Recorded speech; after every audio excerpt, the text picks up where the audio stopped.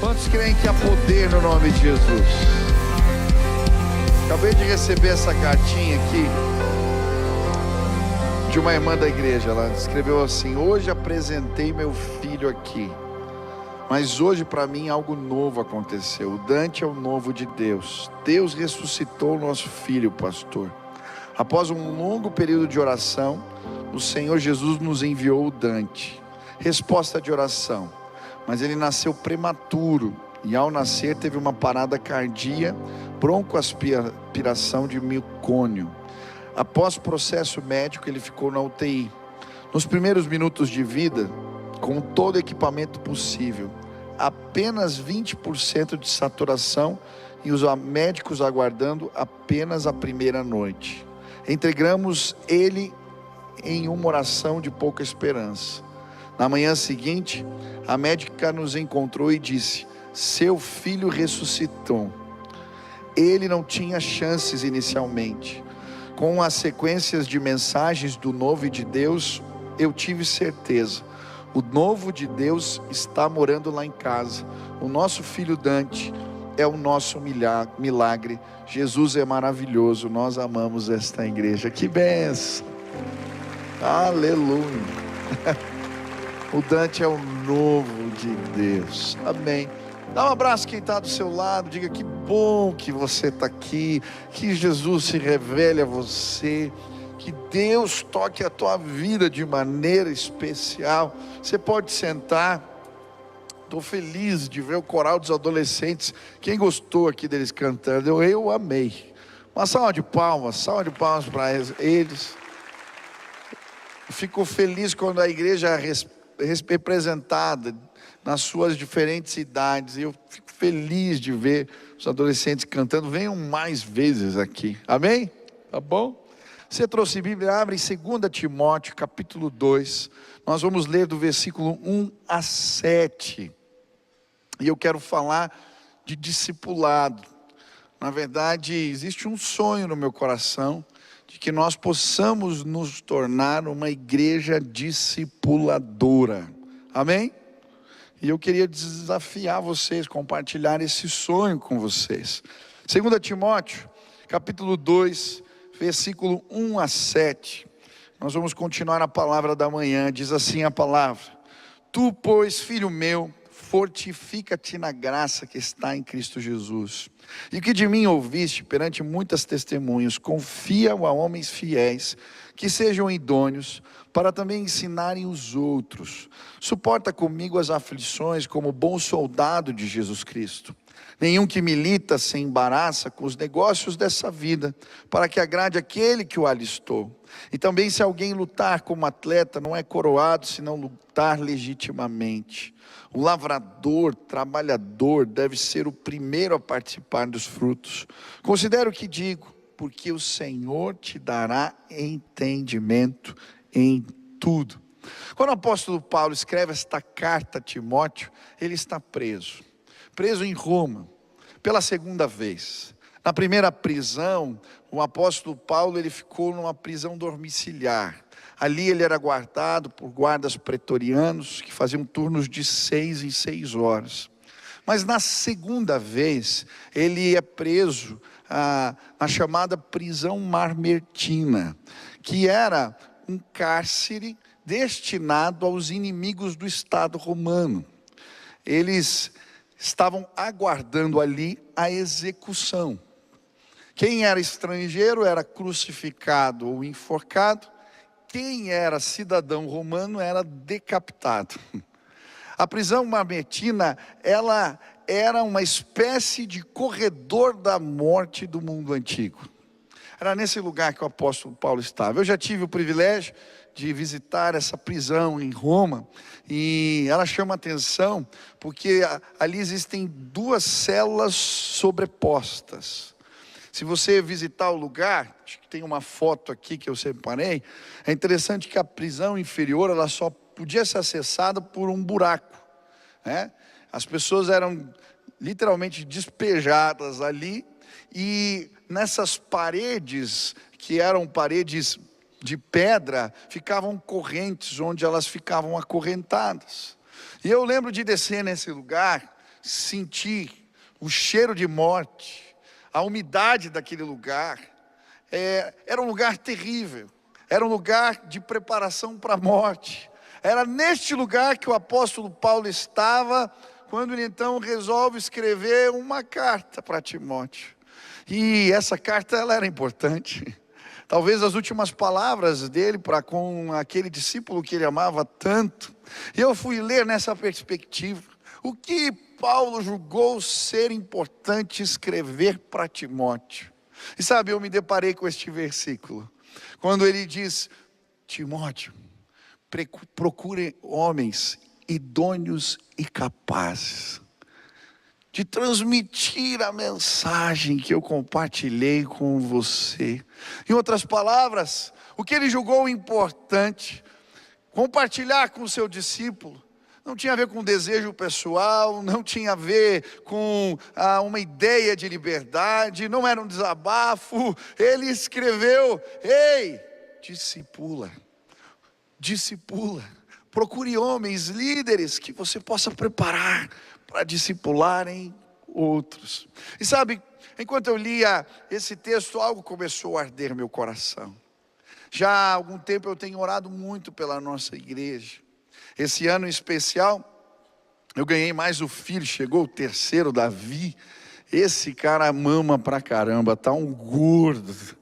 Ele tem 5 meses, mas tem tamanho de 8 meses já. E também é uma graça, acorda toda hora, de noite para mamar, é uma benção. E eu lembro que de manhã, cedo, nas férias eu acordava, porque estava um nenenzinho pequeno lá em casa, de cesárea, então a gente não viajou, passei férias em casa. E eu ia andar e todo dia, depois ia para a minha sala, meu escritório, e tinha um tempo com Deus orando pela igreja. E eu estava preocupado, porque pela graça de Deus, essa igreja cresceu bastante. Em 3 anos nós recebemos 9.000 novos membros. Você pode aplaudir a Deus por isso? É graça do Senhor. Mas ao mesmo tempo que esse povo chega, uma preocupação começou a arder no meu coração. Como é que a gente cuida dessa gente? E eu comecei a ficar inquieto, preocupado. Porque quando uma ovelha chega, o pastor é responsável por ela. E eu falei: eu não estou fazendo bem o meu trabalho. Eu não estou cuidando das minhas ovelhas. E eu falei: Deus, como é que eu posso melhorar? E eu comecei a orar. E o Senhor colocou algo no meu coração. Michel, você precisa levantar um exército de discipuladores. Um exército de gente que você vai cuidar, que os pastores vão cuidar e que vão te ajudar a cuidar de outros, que vão te ajudar a cuidar de outros. É assim. E sabe, eu creio, Deus vai levantar um exército neste lugar. Um exército de gente disposta a cuidar de gente. Quem dá o crescimento, gente? Quem dá o crescimento? É Deus quem dá. E se Ele mandou gente para cá, é porque nós temos condição de cuidar delas. Agora eu preciso da tua ajuda. Eu preciso de um exército. E eu quero preparar esse exército, porque nós vamos cuidar das ovelhas que Deus confiou nas nossas mãos. Quem quer me ajudar a fazer parte desse exército? Ih, fiquei desanimado agora. Aleluia. O apóstolo Paulo, nessa carta, ele vai falar de discipulado. E eu acho interessante porque ele apresenta 7 imagens nessas instruções que ele dá para Timóteo, que para mim representam um verdadeiro manual de discipulado. E hoje eu queria olhar para essas imagens. Começamos de manhã e eu queria terminar agora de olhar para essas imagens e aprender com ela o que representa discipular os outros. Hoje de manhã aprendemos, a primeira imagem que aprendemos foi a imagem do filho. 2 Timóteo capítulo 2, versículo 1. Tu, pois, filho meu, fortifica-te na graça que está em Cristo Jesus. O apóstolo Paulo chama Timóteo de filho. E a primeira imagem que tem a ver com o discipulado é a imagem de pai e filho. O discipulado não é um emaranhado de ensinos apenas que despejamos sobre o outro. O discipulado é, sobretudo, vida compartilhada. Quem é pai aqui, levanta a mão. A gente ensina os nossos filhos andando com eles, compartilhando a vida, vivendo juntos. E é o afeto que Jesus coloca no nosso coração que faz a gente compartilhar a vida com a vida do outro. E essa vida na vida gera o caráter de Cristo nos nossos. Amém? Primeira imagem é filho. Então o discipulado é uma espécie de paternidade espiritual. Segunda imagem que estudamos hoje de manhã, 2 Timóteo 2:2, o que de mim ouvistes perante muitas testemunhas, confia a homens fiéis, que sejam idôneos para também ensinarem os outros. A ideia do transmissor.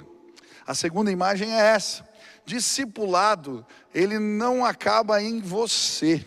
Quem foi discipulado aqui? Levanta a mão, deixa eu ver. Foi discipulado por alguém. Se o discipulado acabou em você, tem alguma coisa errada.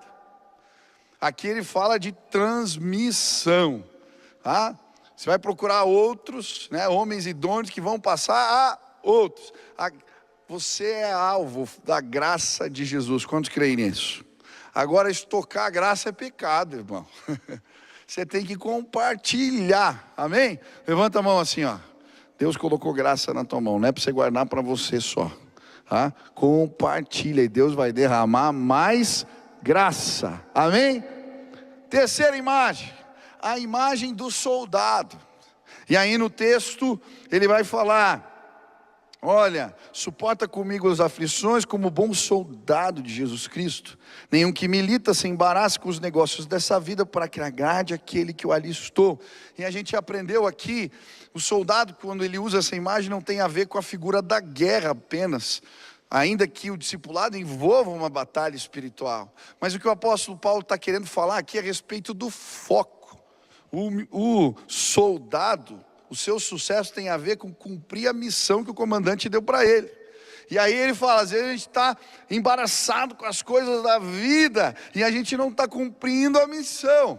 Então, nós estudamos, o discipulado tem a ver com essa perspectiva. Eu sou um soldado que vou cumprir a missão que Jesus deu para mim. Amém? Essa foi a mensagem da manhã. Se você quiser aprender mais e não veio de manhã, assiste lá que você vai ser abençoado. Agora eu quero continuar.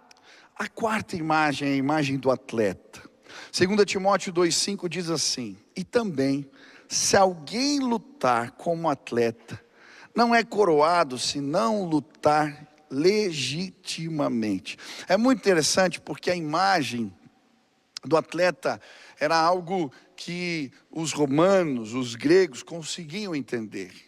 Porque os jogos atléticos, os jogos olímpicos eram algo que eles sabiam e muito bem o que representava. A gente está em tempo de Copa do Mundo, aglomeração, gente nos estádios. Naquela época não tinha os meios de comunicação de hoje, mas os jogos envolviam muita gente. Eles fabricavam heróis, tornavam pessoas famosas. As pessoas sim se aglomeravam para ir lá assistir. E quando o apóstolo Paulo usa esta imagem do discipulado como atleta, para mim, ele está querendo nos mostrar que discipulado tem a ver com duas coisas. Primeiro, com um preparo espiritual, uma disciplina espiritual. Olha que interessante, os atletas de luta antiga, eles precisavam comprovar 10 meses de treinamento prévio antes das competições. Alguns relatos indicam que os atletas precisavam treinar em Elis, na região de Olímpia, durante o mês final, antes dos jogos, sob supervisão dos seus juízes. Veja, tinha todo um regramento, tinha toda uma disciplina especial para que o atleta alcançasse sucesso. Eu já fui atleta aqui e eu lembro, era terrível. Eu tinha um treinador que era terrível e eu odiava a pré-temporada, quando a gente tinha que preparar fisicamente para os jogos. Porque ele fazia a gente dar 3 voltas, eu nunca fui bom de corrida de distância, tinha que dar 3 voltas no Barigui, tinha tempo para cumprir, e eu chegava morrendo no final das provas. Agora, por que tinha que ter todo esse preparo? Porque na hora dos jogos, o que ia fazer diferença muitas vezes era a capacidade, que o treinamento, que ia fazer você pular mais alto, resistir nos jogos. Na vida espiritual é a mesma coisa.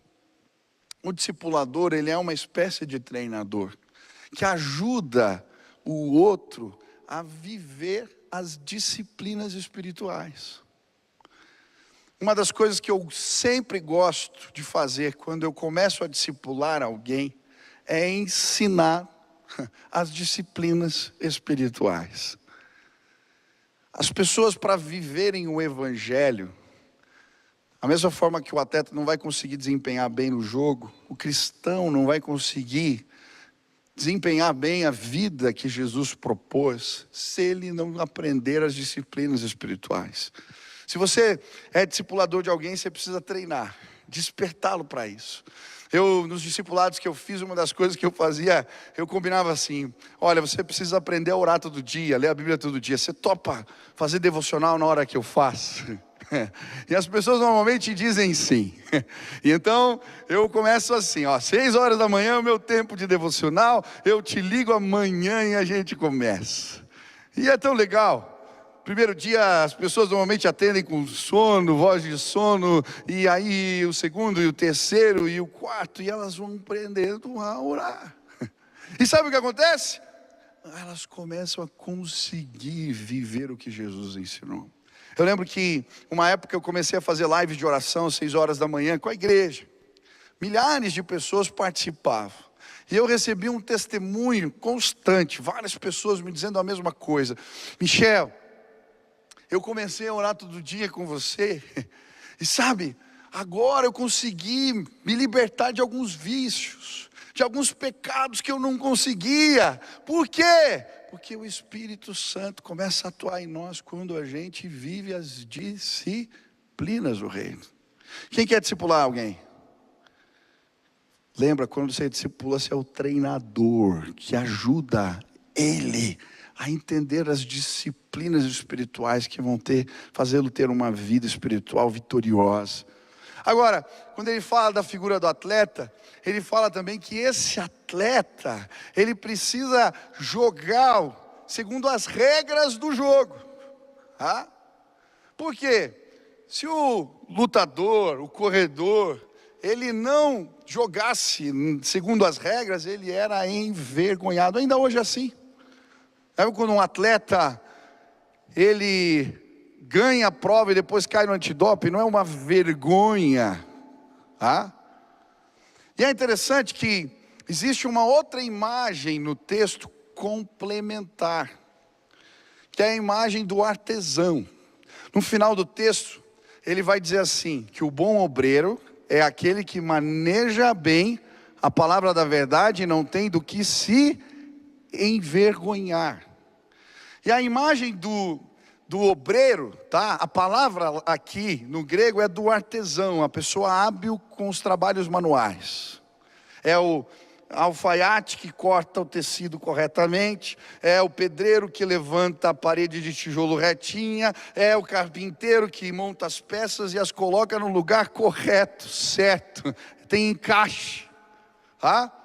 E ele está dizendo assim, olha, o obreiro aprovado é aquele que não apenas conhece, maneja a palavra, mas ele põe ela em prática, e por isso ele não tem do que se envergonhar.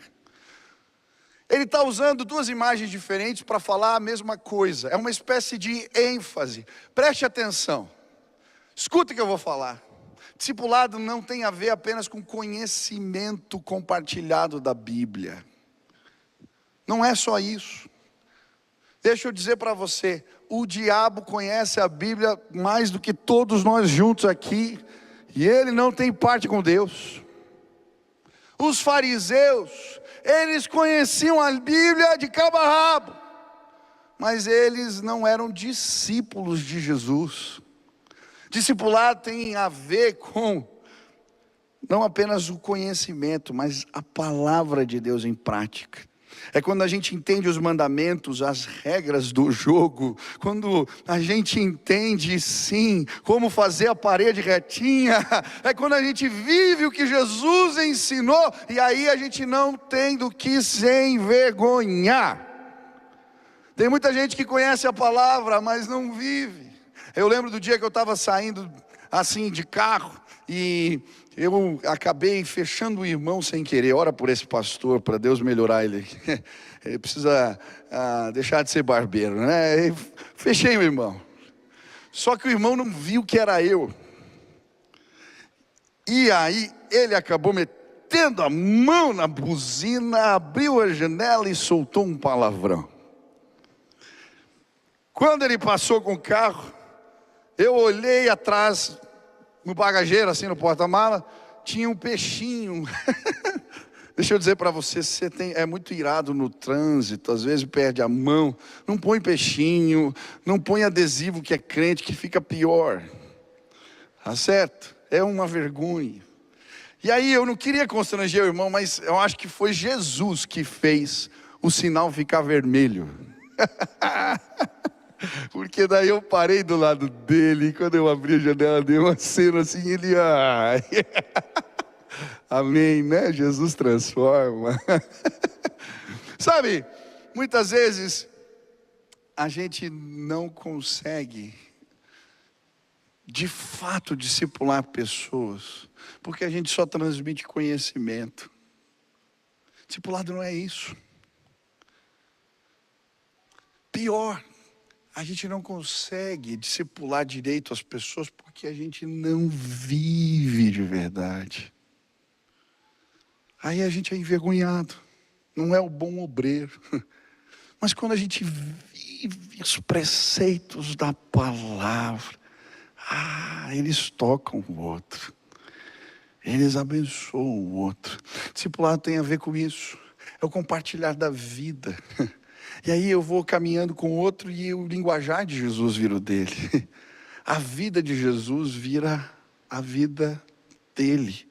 Você está entendendo o que é discipulado? Amém? Eu lembro um menino que eu discipulei, puxa, ele chegou no final do curso e falou: pastor, minha vida está tudo errado, você me ajuda a consertar. Eu falei: eita, venha, estou juntado, a mulher que eu moro não é minha, pastor, me ajuda. Aí comecei a discipular, depois de um tempo, falou: preciso casar. Falei: ô Senhor, glória a Deus. Fiquei feliz, marquei o casamento.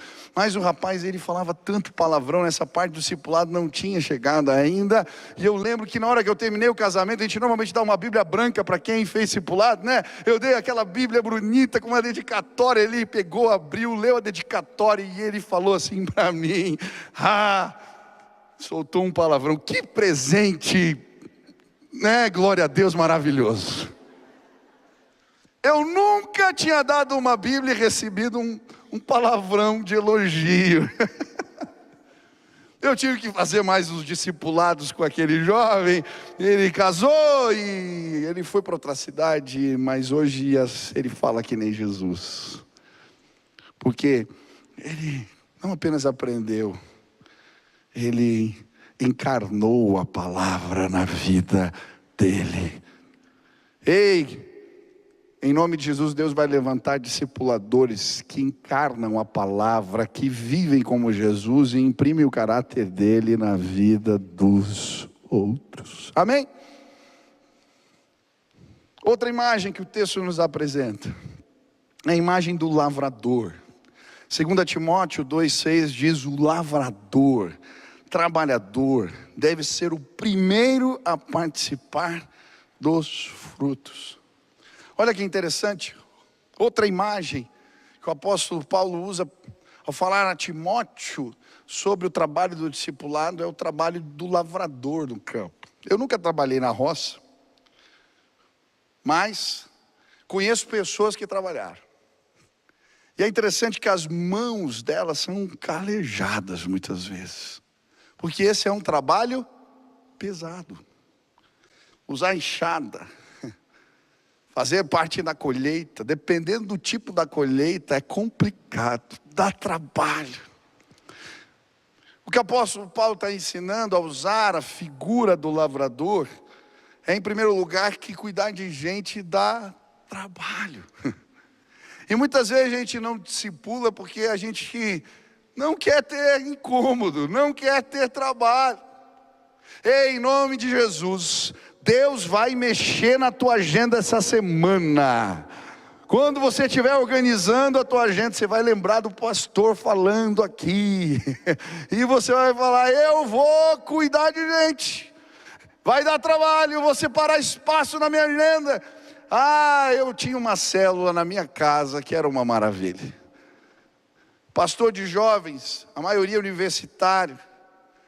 Aqueles meninos, muitos trabalhavam de manhã e de tarde, estudavam à noite. Falei: que horas esse povo vai discipular? Então eu assim, a gente abriu uma célula na nossa casa, 10:30 da noite, era uma maravilha.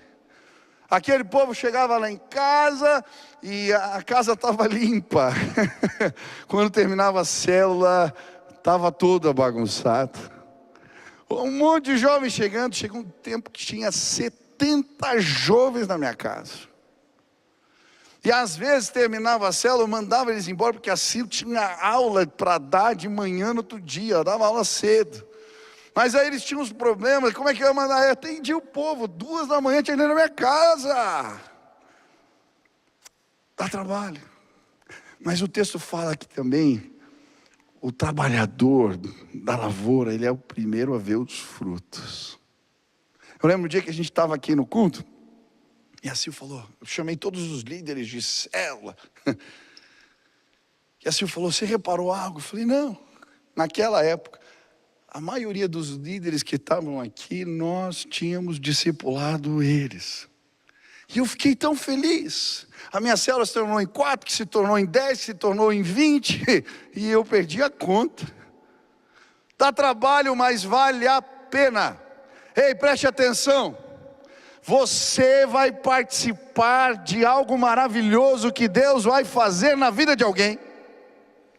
Dá trabalho, separa espaço na tua agenda, mas você vai colher os frutos.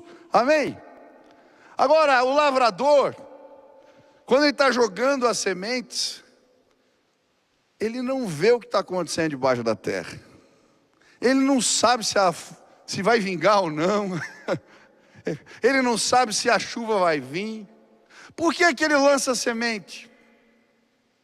Por causa da fé. Ei, presta atenção, quem quer discipular pessoas?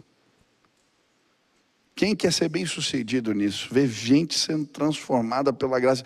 Levanta a mão. Você tem que ser como um lavrador. A pessoa não está enxergando, nem ela acredita, mas você viu algo nela. Você chama e diz assim: eu estou vendo o que Deus vai fazer na tua vida. Deus vai mudar a tua história. Deus vai começar algo novo. E à medida que a gente trabalha e investe, e a pessoa faz, querido, as obras, elas são uma declaração de fé poderosíssima. Tiago diz isso. Ele fala: me mostra as suas obras e eu vou conhecer a fé. Quando você gasta tempo para alguém, não adianta só dizer. Você diz, mas você investe tempo. Você sai com ele, você se reúne, você ministra na vida, ele começa a acreditar. E a vida é transformada pela graça do Senhor. Fé. Deposita fé na vida de alguém. Discipulado tem a ver com isso.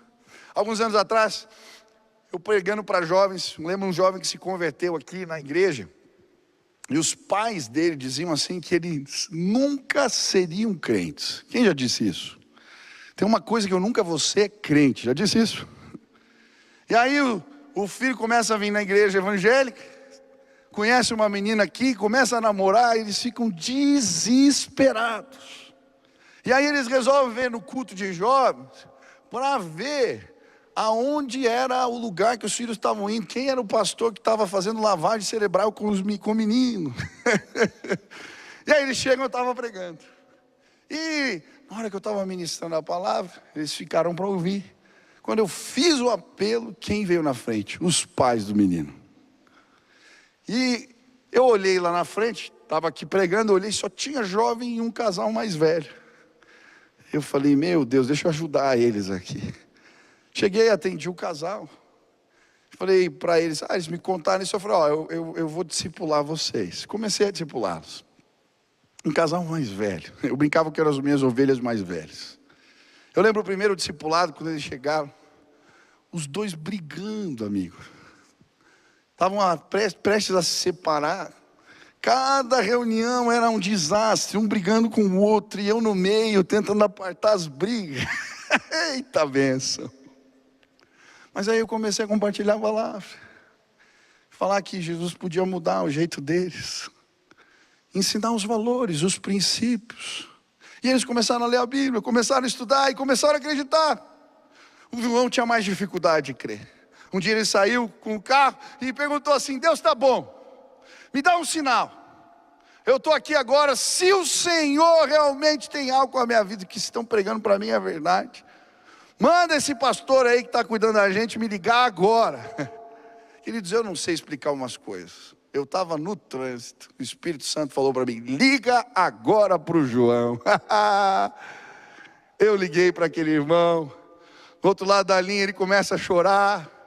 Eu discipulei eles não queriam que parasse o discipulado, começaram a me enrolar, fiquei mais de 1 ano discipulando. Mas o casamento hoje é uma bênção, eles servem na igreja e eu vi isso acontecer. Ei, deixa eu te dizer, a história das pessoas ao seu lado vai ser transformada e você vai ver. Trabalhe como lavrador, mas creia como lavrador, e a tua fé vai inspirar outros a uma mudança de vida. Discipulado é isso. Fé compartilhada, fé empenhada no outro, fé que envolve trabalho. Eu creio, a nossa igreja vai ser uma igreja discipuladora e você vai ver isso também. Vou terminar, última imagem. A imagem do vaso. O texto diz assim, em 2 Timóteo 2:20. Numa grande casa, não somente há vasos de ouro e de prata, mas também de madeira e de barro, uns para honra, outros para desonra. De sorte que se alguém se purificar destas coisas, será vaso para a honra, santificado e útil ao Senhor, e preparado para toda boa obra. Olhe para mim, vou encerrar. Olha aqui para mim. Deus quer fazer de você um vaso usado para fins especiais. Olha aqui para mim. Ei, você é um vaso que Deus vai usar para fins especiais. Ei, preste atenção. Se você fizer o que Jesus mandou, se consagrar, quando você estiver discipulando outros, Deus vai fazer maravilhas, milagres, através da sua vida. Você é um vaso usado para fins especiais. Você. Não importa se o vaso é de barro, não importa se o vaso é de ouro, não importa se o vaso é de prata, importa para que ele é usado. Eu não sei você, mas muitas vezes eu me sinto um vaso de barro bem fajuto. Já se sentiu assim? Nós somos apenas vaso. Mas quando o poder de Deus é derramado sobre nós, a água da vida é compartilhada com outros, e nós, enquanto estamos cuidando, ministrando, somos usados de forma maravilhosa. Eu creio. Quantos creem em milagres aqui? Quantos creem em milagres?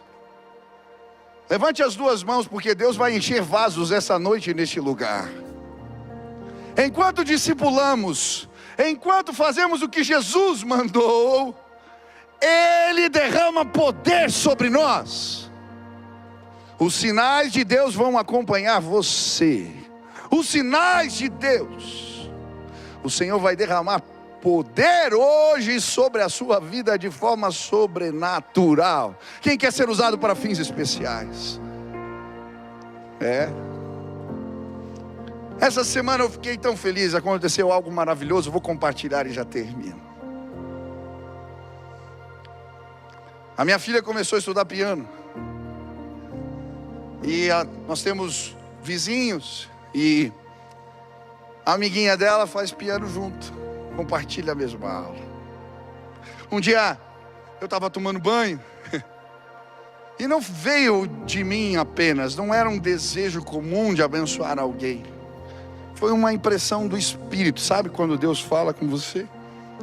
Eu senti o Espírito Santo me dizendo: pega o seu teclado e dá para a amiguinha da Nina. Esse teclado eu já tenho há muitos anos, teclado que eu fiz muitas músicas, ele tem uma história comigo, mas eu não tenho apego às coisas. Quando Deus falou, eu saí do banheiro, falei: Sil, Deus falou algo para mim, nós temos que dar esse teclado para a amiguinha da Nina. Ela disse: tá bom. Eu fui avisar as crianças não conseguem entender muito bem as coisas, são pequenos. O Beni gosta do teclado, dos sons que tinha, a Nina também. Eles começaram: mas será que precisa? Eu falei: olha, abençoar os outros sempre é bênção. Vocês vão ver, Deus vai fazer algo através disso. Expliquei para eles, eles concordaram. E então nós fizemos o presente. Chegamos lá, entregamos o teclado. Eu falei para si: eu vou ficar alegre de ver ela tocando também. Fomos embora. Era só um teclado. Passado alguns dias, esse amigo me convida para almoçar na sua casa. E ele disse para mim, com os olhos cheios de lágrimas: Michel, eu não sei se você vai acreditar, mas Deus fez algo tremendo. Eu falei: o que foi? E ele compartilhou: eu precisava tomar uma decisão. Eu tinha algumas impressões no meu coração e então eu pedi um sinal maluco para Deus. Eu falei: Deus, eu vou pedir algo difícil para eu saber que é o Senhor. Se o Senhor quer que eu tome essa decisão, manda o Michel dar o teclado dele para minha filha.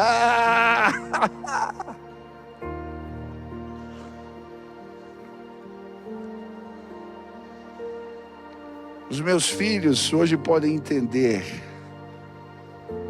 como é especial ouvir a voz de Deus. Sabe o que eu creio? Levante as mãos de novo. Você vai cuidar de pessoas e Deus vai fazer o que você não pode fazer. Ele vai te usar para fins especiais. Continue com as mãos levantadas mais alto agora. Senhor, existem vasos nesta casa que estão disponíveis para fazer a sua obra. Por isso eu quero clamar: derrama poder sobre eles, para que eles sejam usados para fins especiais. Levanta o teu povo, nos abençoa, Pai, em nome de Jesus. Se Deus falou contigo hoje e você quer me ajudar a cuidar de pessoas, de vidas, quer fazer parte desse exército, você vai trabalhar como um lavrador, como um atleta. Você vai ser sim usado por Deus como um artesão, mas sobretudo como um vaso para fins especiais. Se você quer me ajudar nessa missão, onde você está, fique de pé agora no teu lugar. E eu quero orar a Deus para que Deus nos ajude a cuidarmos uns dos outros em amor. Se Deus falou contigo, fica de pé, fica de pé. Se apresenta. Aleluia. Aleluia, aleluia. Vamos orar aqui. Pai querido, eu quero colocar a minha vida e a vida dos meus irmãos diante do teu altar. Nós precisamos, carecemos da tua graça. Deus, eu só estou aqui porque alguém acreditou em mim e discipulou, Deus. Investiu tempo na minha vida, me ensinou os valores da fé. Eu quero pedir que da mesma forma, o Senhor levante aqui na nossa igreja um movimento de discipulado, onde nós discipulamos outros líderes que dão muitos frutos, discipulamos pessoas que estão chegando na casa, que estão aprendendo os valores da fé, Mas ao fazermos isso, que pessoas sejam despertadas para uma vida plena no Senhor. Começa um movimento novo, Deus, de discipulado, de graça e favor. Pai, eu quero pedir em nome de Jesus, nos ajuda a imprimir o caráter de Cristo na vida dos outros, a viver os teus valores plenamente. Que o Senhor se agrade de nós, Pai, e que sejamos usados como vasos para fins especiais. Derrama a tua glória aqui, derrama o teu poder, Pai, nos usa de maneira especial. Eu quero pedir, enquanto eu falo agora, que o Senhor possa estar colocando na mente dos meus irmãos quem são os Timóteos deles, quem são aqueles que eles vão cuidar, que eles saibam dizer na ponta da língua quais são as pessoas que eles vão investir da vida, que eles vão cuidar e discipular, e que eles vejam os frutos multiplicando. Pai, nos ajuda, nos ensina, nos abençoa. Essa é a minha oração, em nome de Jesus, amém. Amém. Quem foi abençoado hoje aqui? Deixa eu perguntar algo para você. Se eu fizer um curso sobre discipulado aqui, para você aprender mais sobre isso, discipular teus filhos, teus vizinhos, teus amigos, quem gostaria de fazer parte disso? Deixa eu ver aqui se tem gente. Olha só, deixa eu ver, levanta as duas. Tem gente. Eu vou fazer então esse negócio. Vou preparar isso em nome de Jesus. Amém? Glória a Deus. A gente vai encerrar. Se você quer discipulado, vou pedir para os pastores virem aqui à frente. Você quer uma oração, você quer ser discipulado para alguém, você está começando na caminhada, precisa de uma cobertura na tua vida ou de um direcionamento, vem para cá, nós queremos te ajudar nesse propósito. A gente vai terminar cantando, mas antes queria dar uma bênção aqui. Espera um pouquinho de sair, vamos orar aqui. Senhor Jesus, obrigado pela palavra que ouvimos hoje, que ela frutifique em nossas vidas, e que o amor de Deus, o nosso Pai, a graça de nosso Senhor Jesus Cristo e as consolações do Teu Espírito repousem sobre cada um de nós, em nome de Jesus, amém. Deus abençoe tua vida, uma semana linda para você. Enquanto nós cantamos, você quer discipulado, você quer um aconselhamento, você quer um direcionamento para a vida, uma oração, vem para cá, nós queremos abençoar a sua vida também.